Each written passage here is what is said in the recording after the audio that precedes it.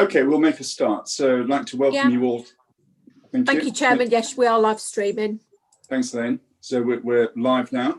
And can I welcome you all to this meeting of the Executive Council of East Lindsey District Council. Welcome to officers, Exec Board members and Councillor Martin from Overview Committee. And first item is apologies for absence. Thank you, Chairman. I just have an apology from Councillor Steve Kirk. Thank you. Disclosure of interest for any items this evening? Can't see anyone raising their hand. Thank you. And then we move on to minutes of the last meeting, which was held on the 30th of September. Any comments or amendments needed before we put those through? So I'm proposing that we accept them then, if there's no comment. And can I have a seconder, please? Yes, you can. I'll happily second those. Okay, thank you. I'm not going to go through a vote for this. So on the basis of no one saying anything, to the contrary, the minutes are accepted. Just give you a few moments to make any comment. Okay, so the minutes are accepted. Thank you. We go to action sheets. Rob, anything on there that we need to worry about or look at? Everything's been dealt with, Chair, and you will notice there's one item to do with the Woodall Spa asset transfer, which is not yet due, so that will come back to a future meeting. Okay, thank you. That's helpful. Moving on to key decisions, and these are decisions to be resolved by the Executive Board. We come to agenda item 5, which is the environment policy, and that's Councillor Marshall. I believe you're presenting that. I am. Thank you, Chairman. Right, the Council's corporate strategy 2020 to 2030 includes a new strategy, a new strategic aim to adapt to meet the change of a changing natural environment. This recognises the Council's important role in protecting our environment for the benefit of both residents and visitors. A new climate change and environment manager was appointed in early 2020 to drive forward this work, and an overarching environment policy will provide the mandate for what this seeks to achieve. The policy gives the framework under which more detailed plans and strategies will be produced, the carbon reduction plan being one. It will also help to embed environmental considerations across all service areas to ensure the agreed priorities are given due consideration.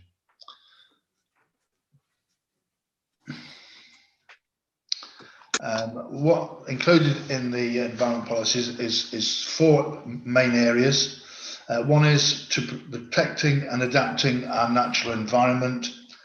2 is mitigation and adapting to climate change. 3 is enhancing our built environment, and 4 is to ensure a sustainable approach to waste and resource management. It's all covered. It's a really easy read document, and I think it's something that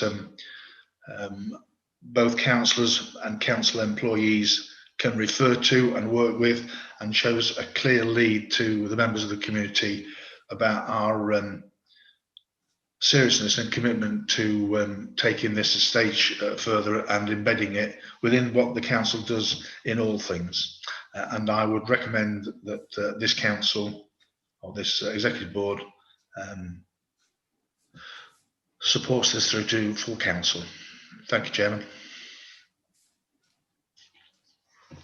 You're muted, Chairman. Well spotted, thank you. So before we make any comments, so Councillor Ashton, please, you've had your hand raised. Thank you very much. Yeah, just to say that I entirely and wholeheartedly welcome this report as it is on the agenda.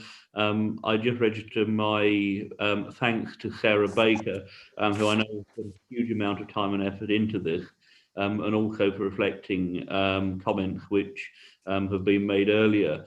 I'm delighted to see that what we have is a policy that I think works for the district. It recognises the challenges. It allows us to work within the limitations of a large rural district. I'm pleased to see that we've got in there that we will ensure that planning policy sets strong ambition for low carbon, energy efficient housing development schemes which are fit for the future. And I think there's an awful lot of very exciting things coming along with the Environment Bill, which I hope will give us the leverage to build better places here in East Lindsey. But I'm pleased that we have specifically avoided the politically laden language such as climate change emergency and gone for terms which I think genuinely reflect what we're trying to achieve here and what we can realistically achieve here. So I think it's a really good report and I look forward to seeing it in practice. Excellent. Are you happy to second it? Happy to second, Mr. Chairman. Thank you. Councillor Martin, I see your hand raised. I'm just going to take comments from Exec Board colleagues first, and I'll come to you if you don't mind. Councillor Grist. Thanks, Craig. Well, yeah, just to follow on from what Tom has said, I think this is a really good document, and what Graham has said. It's a really good document. It's clear, it's concise, and it's exactly what a policy should be. It's a management tool rather than reams and reams of paper. So I think this is super. So well done, Graham, and the officer team behind it. It's something that we can use very well in the future. Thank you. Any other comments from Exec Board members before I bring in Councillor Martin? Okay, Councillor Martin, would you like to make a comment?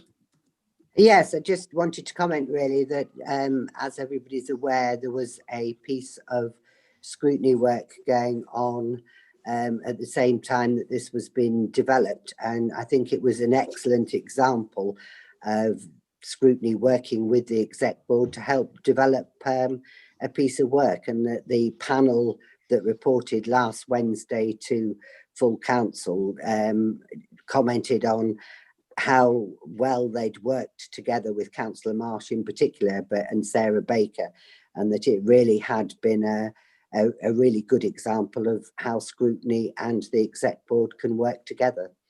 That was all I just wanted to highlight, really. Thank you, Chairman. Thank you, Councillor Martin. That's appreciated. Now, I was going to mention the scrutiny panel work and the fact that it's so well interlinked and fed through to where we are now. And I think the points that have been well made is this is about us taking action as a council rather than sort of gesture politics. So it's quite important that we make this work and happen. And the debate that we had on the scrutiny paper was actually quite an informed and very detailed debate, which was welcome. So on that basis, I'm not seeing any other comments from any hands raised from colleagues. So it's been proposed and seconded. And on that basis, we'll go straight to the vote. And if I go through my list of names, so I will be voting for this. Councillor Marsh. For. Councillor Beaucott. For. Councillor Grist.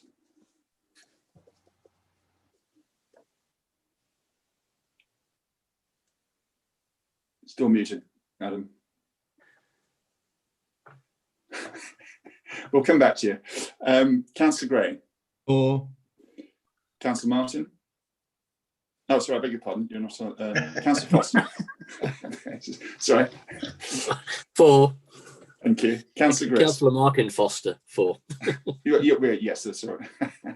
Should have read your full name out. Councillor Grist. Councillor Grist is here now. Apologies. Yes, for. Thank you. Councillor Ashton, have I missed you out? I'm for. Excellent. Okay, so have you managed to take that down in my slightly chaotic order? Oh, Councillor Fry, sorry, there we go. Thank you, Chair. I fully support this and I'm for it. Excellent. Okay, did you get all that, Anne? Thank you. Yes, thank you, Chairman. Thank you very much. That's carried. Thank you. Thank you. And Graham, if you could pass on to Sarah our appreciation of all the work that's been done on this, and also your work with the scrutiny panel. And again, do welcome Councillor Martin's comments. So we move on to agenda item 6. So before we do move on, I think because this is such a big part of the work of the council, I think at some point in the future we need to think about making this part of the constitution, But I think as an exec board, we need to just give that some thought and move that on probably at some point further on in the year. But it's such an important part of this, the work. Okay, so we move on to agenda item 6, which is the carbon reduction plan. And Councillor Marsh, I think that's your paper again. It is, thank you, Chairman. The carbon reduction plan is one of the streams that falls out of the environment plan, in essence, really. And the council have been working with the Carbon Trust to develop a carbon reduction plan since February 2020, following a motion agreed on the 6th of March 2019. The scope of the work was to consider the carbon footprint of the council's direct operational assets and set out an agreed reduction pathway in line with the target agreed by council in July 2020. The carbon reduction plan itself has been through scrutiny process, and a copy of the panel's findings together with the responses of their recommendations is appended at the end. This was one where the working of, if I can find the bits on the report, that's the trouble when you're working on this, you can't flip through pages.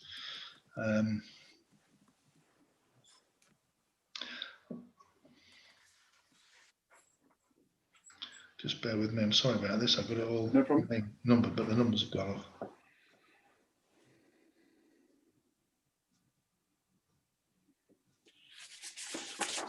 I'm sorry, I can't find it. But the carbon report produced by the Carbon Trust, it was a really good document. It outlined what the council's carbon footprint was and put it into 3 blocks.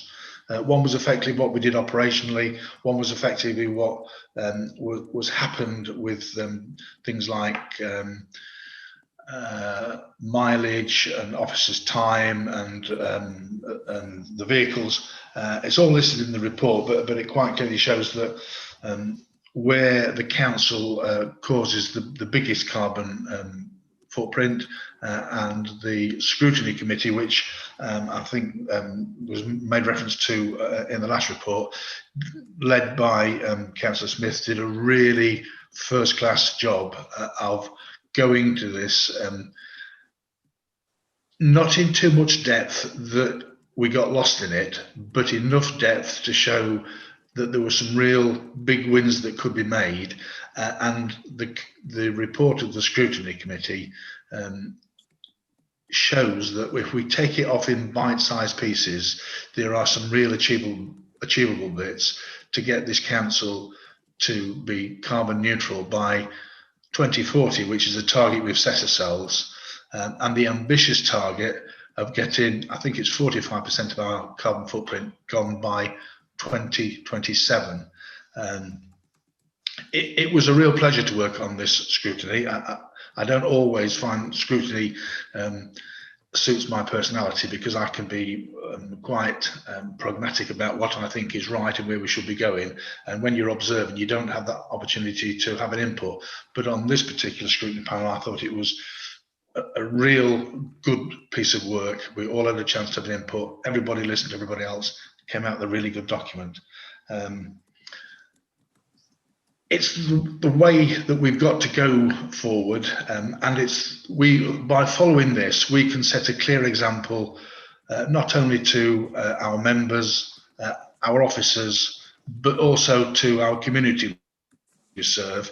And better still, we can actually look and influence the people who we work with by producing or by giving the services we do within the council. So I would ask you to support this this piece of work. I found it very interesting, quite frightening, really, this timescales we've given ourselves. But I'm happy, and I'm happy to support the recommendations, because I think that although they are very challenging, I think they're achievable. With proper hard work, we will become carbon neutral 10 full years ahead of what the government has asked us to. So I'll leave it there, Chairman. Thank you. Thank you. Do we have any comment on that? I noticed a couple of legacy hands. Councillor Martin, did you want to say anything? Can I have a second, please, Chairman? Oh, yes, certainly. Yeah, no, well, I probably jumped the gun slightly in making the comments that I made on the the first paper because they're more relevant to this paper. But yes, it was an excellent piece of work. And as I said earlier, it demonstrates how I think as a council we can do scrutiny well, working together with the executive board. And I'd just like to thank the panel who did put in a lot of hard work. Thank you, and that's noted. Thank you, and your comments are welcome. Councillor Grist, you had your hand up. Are you happy to second this? Yeah, thank you, Craig. Yeah, more than happy to second it. I mean, the comments very similar to the last paper.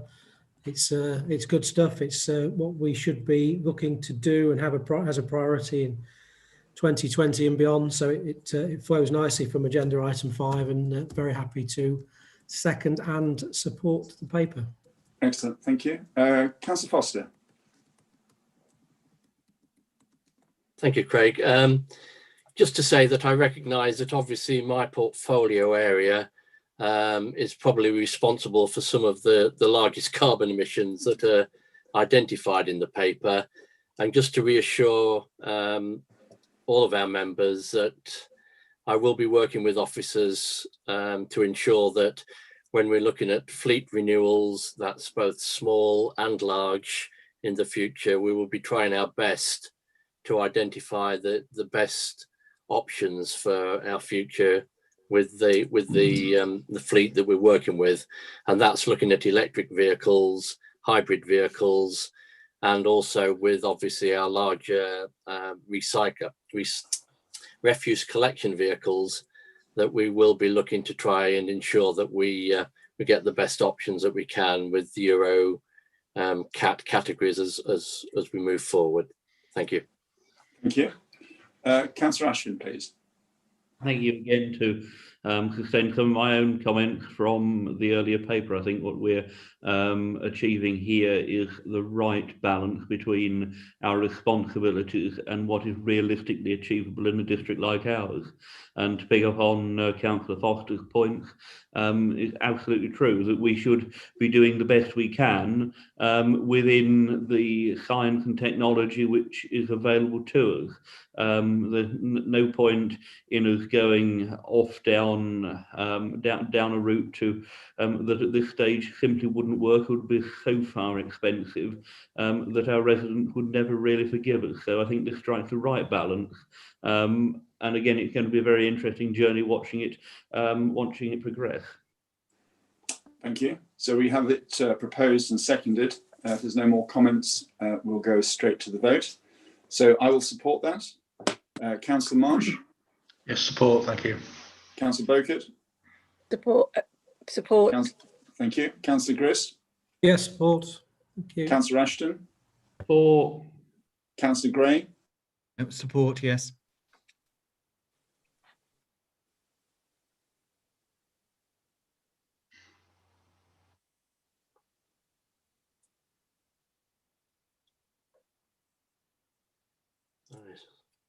Unmute. I think Councillor Foster? Support. Thank you. Councillor Fry? Support. And then we'll go back to Councillor Gray. Councillor Gray, are you with us? Yes, I'm here. Support. Thank you. Excellent. So that's fully supported. Thank you for that. And thank you, Councillor Martin, again for your comments. Okay, we move on to... Before we move on, Chairman, I'm sorry to interrupt. Can I just say, I know it's already been said, but I think I ought to make a point of saying thank you to officers that were involved in this, particularly Sarah Baker, who joined as our climate change officer, which just shows the commitment to this council by putting that resource into it. But she has turned out to be knowledgeable and a driving force, and I think she will help us keep to our targets and gives us good sound advice, and I'd like to thank her. Okay, thank you. Thank you. Thanks very much. Okay, so we move on now to agenda item 7, which is the Workforce Development Strategy 2020 to 2024, and that's my portfolio holder area. So the report is as it is before you. This report proposes that the Executive Board adopts the Workforce Development Strategy, which sets out the approach the Council will take between 2020 and 2024 to develop its culture, working practices and people. The strategy replaces the People Strategy which was in place from 2018 to 2020. You will see the accompanying tonight's report are the findings of the people strategy and the positive progress made across almost all the sections measured. The need for a workforce development strategy was a key recommendation to the Council from the 2019 LGA peer review, and the strategy has been developed in consultation with the leadership team, managers, our employee reference group and unions.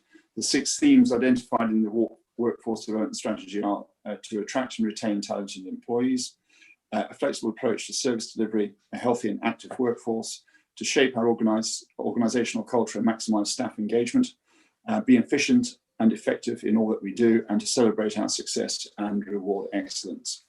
The workforce development strategy is relevant to the workforce across the Strategic Alliance, and approval has already been given to this document by Boston Borough Council. So I think it's very important that we support this evening, and given all the challenges that we face across both authorities and also what we do as a council and the reliance that we've placed on staff and officers over the last few months with COVID, I think it's a very important paper to go forward in terms of appreciating that and working towards making all this work well for both authorities. So I'm proposing that we accept this. If I can have a seconder or comment. Councillor Ashton, you have your hand raised. Thank you. First of all, I think it's just necessary for completeness for me to put on record and declare that I'm an elected member of Boston Borough Council, which is mentioned within these papers. However, I very clearly approach this matter as an executive member of this council and in no other respect. I'd be very happy, Mr. Chairman, to second this paper. In the service areas which come under my own portfolio, the Strategic Alliance has presented some very exciting opportunities as well as a few challenges. And I think this is a good paper, and I fully support its aims and ambitions in developing our own excellent workforce and seeing this thrive across the Alliance. Thank you for that. Councillor Grist. Thanks, thank you. Yeah, well, just following on from that, when I read a document like this, I'm sort of reminded of a few years ago now. I went to see a potential new customer, big company, well-known company, and I had a very productive meeting. But one of the questions I asked is, what makes this company so successful? And immediately the person said, people. It's all about the people, the right people in the right place, valuing them, and then you have a successful company. Everything else takes care of itself, and I've never forgotten that. And I think this sort of document is absolutely essential, because I think we've always had that ethos and that outlook at East Lindsey, valued our staff. And obviously there's always been documents to support that. But what I like about this as well is it's similar to my comments from earlier on this evening. It's another clear and concise document. I've seen similar documents around staff and staff development in the past, and again, reams and reams of paper have been used to say something that could be whittled down to, is it 14 pages tonight? So trees have been saved in the process of coming up with a document like this. So no, really good stuff, and we'll be very happy to support in a few minutes' time. Thank you very much. Any other comment from colleagues? Okay, so it's proposed and seconded, and just picking up on your points, Adam, I think you make a very good point. Is, you know, we are an organisation of people, and our success is based on the fact that we have such willing officers who know the challenges they're about, and you know, we all face these together, which is quite something to behold, actually, especially over this last few months. Okay, so it's proposed and seconded, so we'll go to the vote if there's no further comment. So I will support this paper. Thank you. So I vote for it. Councillor Marsh? Yes, for. Councillor Bowkett? For. Councillor Grist? Yeah, for support. Thank you. Councillor Ashton? For. Councillor Gray? For. Councillor Foster? For.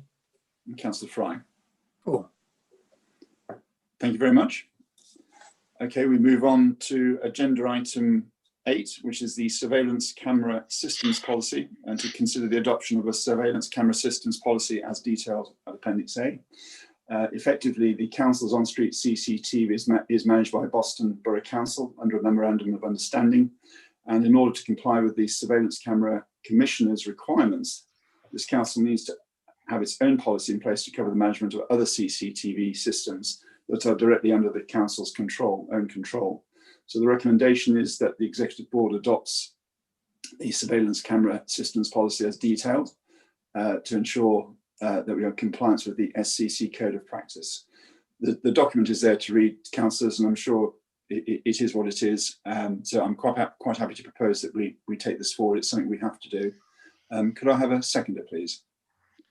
Yes, I'll support that one happily, Chairman. Thank you. Councillor Marsh, thank you. I'm not seeing any hands raised, so if there's no hands raised in the next second or two, we'll go straight to the vote. Okay, excellent. So I will support that paper, so I'll vote for that. Councillor Marsh? For. Councillor Bogut? For. Councillor Grist? For. Councillor Ashton? For. Councillor Gray? For. Councillor Foster? For. And Councillor Fry. For. Thank you very much. Okay, we now move on to agenda item 9, which is the approval to renew the public space protection order. And I believe that's your paper, Councillor Foster. Thank you, Chairman. The purpose of the report is to seek approval from the Executive Board to agree to renew the public space protection order. This expired on the 20th of October 2020, and all we want to do is renew it like for like. And all I am asking is to recommend that the Executive Board agree to renew the PSPO for 12 months. The reason for this is to allow continued adoption of the PSPO in order to ensure the following areas in regard to the dog control in East Lindsey can be enforced. And those are in relation to dog owners failing to clean up after their pets, and the need to exclude dogs from designated beach areas to maintain the blue flag accreditations. And I would ask you in that case to support. That's all I would like to say on this report. Thank you. Thank you. I'm quite happy to second that. Any comments from colleagues? It's very straightforward what it is. Okay. On that basis, then no comments. So it's proposed by Councillor Foster and seconded by myself. So we'll go straight to the vote. So I will support. Councillor Marsh? For. Councillor Bogut? For. Councillor Grist? Support. Thank you. Councillor Ashton? For. Councillor Gray? For. Councillor Foster? For. And Councillor Fry? For. Excellent. Thank you very much. We move on to item 10, which is just for noting, and that's the procurement exemptions for noting, and that's the Hope and Light Christmas proposal, which I think is building up to be quite something. It was on BBC Radio Lincolnshire this morning, and they were speaking very well about it, which is pleasing to hear.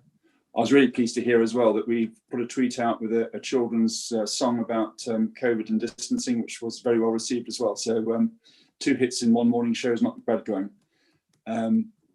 So that's just for noting. If there's any comment from colleagues, please make it, and we can take those comments. Okay, thank you very much. There's nothing referred from council, and there's no exempt information. So we move on to the date of the next meeting, which is on the 2nd of December 2020. So can I thank you all for your attendance, officers, Councillor Martin, and thank you for your attendance. I think that's it. Thank you. Thank you. Yeah, thank you, Chairman. Good night, everybody. Thank you all for attending. Just Thank you. before we go off, everyone disappears. We have got an informal briefing for exec board members after this on my Zoom account. Okay. Thank you. Can we just confirm that